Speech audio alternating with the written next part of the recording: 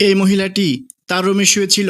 হঠাৎ পাশের একটি রুম থেকে ফিসফিসানি আওয়াজ শুনতে পেল। সে মনে মনে ভাবলো হয়তোবা বাবা মেয়ে গল্প করছে। তবুও তার মনে সন্দেহ জন্ম হলো। সে উঠে গিয়ে চুপি চুপি দরজার ফাঁক দিয়ে তাকিয়ে দেখে তার স্বামী অন্য আরেকটি মেয়েকে চাপড়ে ধরে রেখেছে। মেয়েটি বলে, তুমি আমাকে কবে বিয়ে করবে? তার স্বামী বলে, তোমাকে তো আমি বলেছি আগে আমার বইয়ের একটা ব্যবস্থা করি, তারপর তোমাকে বিয়ে করব।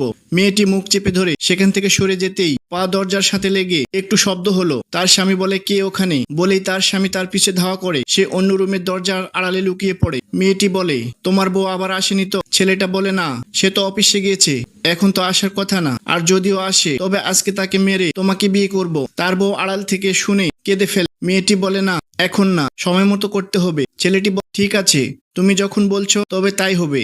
এখন দেখি শব্দ হলো কেন। ঠিক তখনই তার মেয়ে বাবা বাবা বলে পিছন থেকে দৌড়ে তার বাবাকে জড়িয়ে ধরে। মেয়েটি ভাবে তাহলে এই শব্দটা এই পিচ্চিটাই করেছে।